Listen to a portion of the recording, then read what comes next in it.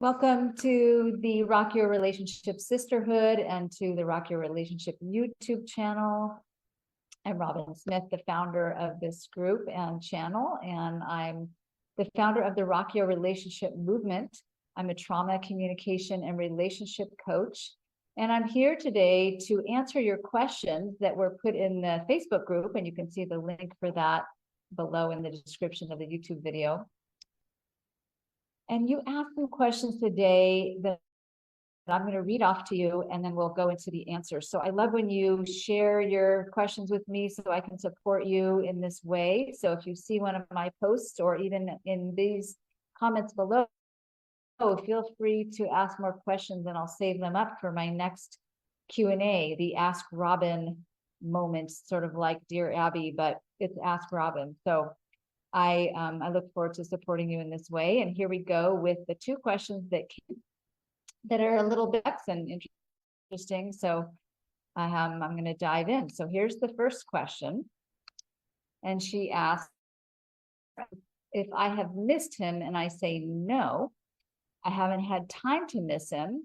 And she explains the busyness that she's had. I'm well trained as a single mom, not to waste time apart, pining and missing the kids as I wouldn't with him, especially as we are normally together 24/7 most of the time. And if anything, I miss me time.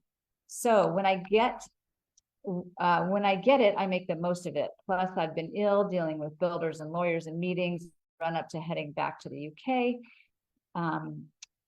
And so this is the explanation. And she's again saying, why is it then when my partner asks if I miss him, and she says that he can't own his shit and says I am cold and gets really assy with me. I don't know how you would pronounce that if you were British, but it's ARSY. So, and she says, we've had an argument. We had an agreement at the beginning of our relationship 7 years ago to only be honest and authentic. And now he wants me to be shallow and inauthentic and pander to his insecurities. It really pissed me off and made me feel hopeless again. So thank you for this question. There's a lot going on here, and I hope it made sense to everybody, and I'm going to break it down a little bit and see if I can answer. Now, it's been a little while since your question, so it may be that you are already, things have shifted. Maybe you found a way to deal with it. I'd be curious what has occurred. But first of all, I want to say I hear how hard that would be to, when you think you have an agreement about, or you do have an agreement about sharing authentically, that you get criticized or you get called a name when you do that. So if he said to you, you're cold, that's, sort of like a name. Or a criticism. Maybe it's more of a criticism.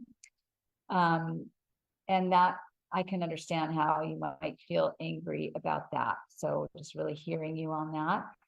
And, but I love that you do have this agreement about authentic communication. So, congrats on that. And then now it's next level of like how to deal with it when when it's not going the way you want.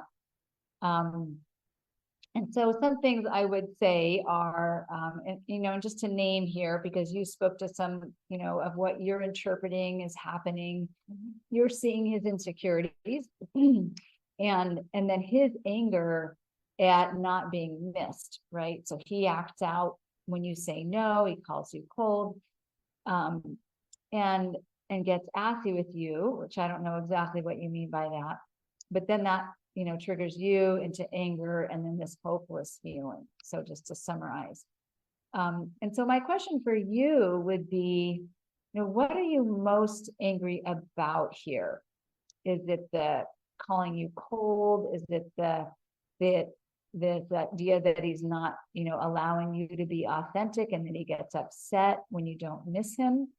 And if that's true, like he's upset that he's not getting missed, and that's his stuff. And what does that bring up in you? And you have this idea that he wants you to pander and be inauthentic. Do you think he really wants you to be inauthentic, or is there something else? And that's where you could ask him, like, if he didn't want the truth, or was it he wanted the truth in a different way, or, could you have said it differently? Or maybe he needs more sensitivity around that because he is insecure. So folks out there might know about attachment styles, and it's a real thing that gets in the way for a lot of couples around having just ease and flow in their relationship. When one person has a more anxious attachment style, they're more insecure, like you said, about being wanted, about being needed, about being liked, about the relationship being secure and solid. So if there's too much distance, if there's not enough communication for them, then they tend to get insecure and want more and start to get worried that things aren't going right or that they're going to lose the relationship. So it's really important just understand that that's not just about you and how you're being, but that's their stuff that they're carrying, and anybody in the relationship with them would probably bring that up if they were, not attentive to that. And I get the pandering part that you're concerned about. You don't want to pander to his insecurities, but it's also important to be sensitive to his insecurities. And so that's where I might come together and talk about both of your needs and both of your feelings. Because when you can do that, when you can share what you need and want around, maybe you need more space, because I didn't finish my example, but when there's an anxious person and there's an avoidant person, and I don't know that you're avoidant, I'm not saying that you are, but this is a common dynamic.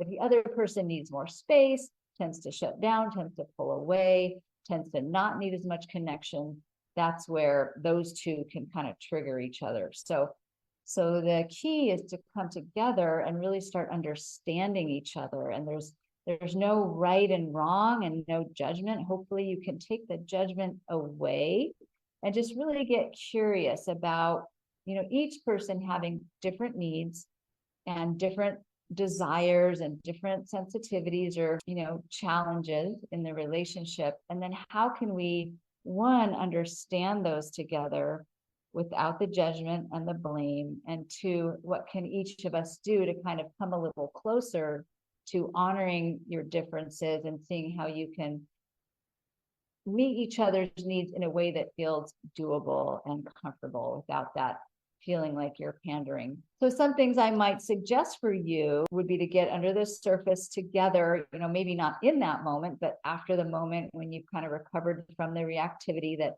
both of you were having, to get curious, like I was saying, about, well, what emotions are there for you? For him to be able to talk about his fear and you to be able to talk about your anger and your hopelessness that come up, because you're going into this place of, your own concern about the relationship with your hopelessness. But you could also lean into his, tenderness around this and ask him, like, what's so hard about you not missing him? What does that bring up for him? So you can show him that you do care and that you are interested and you're not just being cold and pushing him away. Even, I'm not saying that you were, but from his perspective, you were, because that's, his position, and he's potentially needing more of you, showing you care and showing you're interested or something like that, especially when there's been a lot of distance. So that leaning in on your part could support that for him. And then you having a space to be allowed to be angry without that meaning that you're pushing him away, without that meaning that you don't want him or like him. So to really show that, yeah, you get angry, you get triggered because you perceived your agreement not being honored. And that's really important, to just be able to share that in a non-reactive space.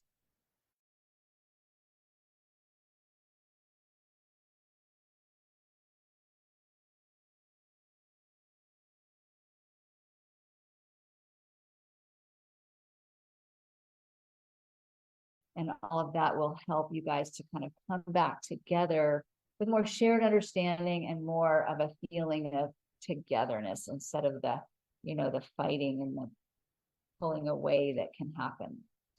So leave a comment below if that was helpful for you, whether you asked the question or it just resonates for what you're dealing with in your relationship. And also feel free to ask a question based on what I shared.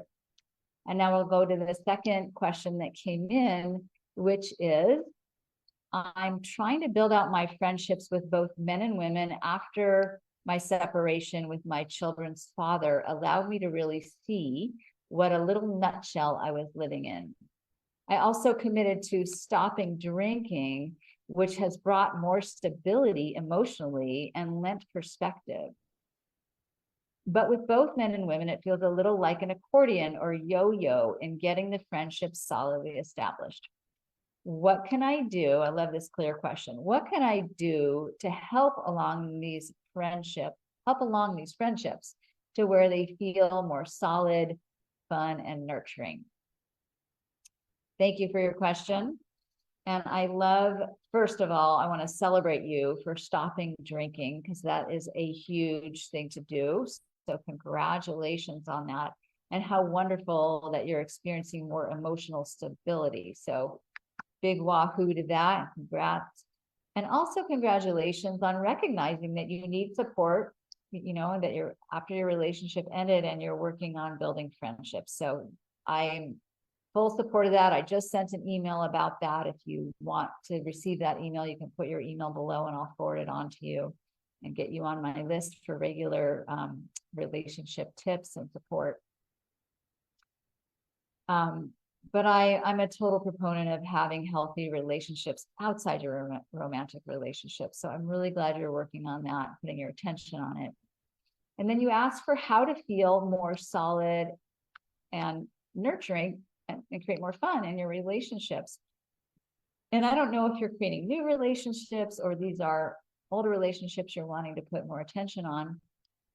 But in either case, if the relationships have been a little stagnant, or if you're creating new ones, I want to say first, it does take time to develop a friendship, and everyone goes at their own pace. And some people are more open and gregarious and easy, and other people are more slow to open up, more sensitive about being vulnerable or about being outgoing, or more fearful. And so just to first honor your own limits, your own capacity for what works for you, I think is really important. Maybe you push yourself a little bit, but maybe you also, have to honor that you may hit an edge and you need to just maybe slow down. So wherever you are in that, just wanted to bring that point forward. And I do have a question for you, because you say yo-yo or accordion, and I don't know if you are pointing to your own kind of going in and out of closeness with people, or you're experiencing other people going in and out of contact or closeness with you. But if it's about them and their, them with you, again, I would come back to some patience about it takes time to develop friendships, because people do have a lot going on in their lives. Most people, unless everyone's retired that you're relating to, but even retired folks can be really busy. But just being patient with yourself and being patient with the process, I think, is really important.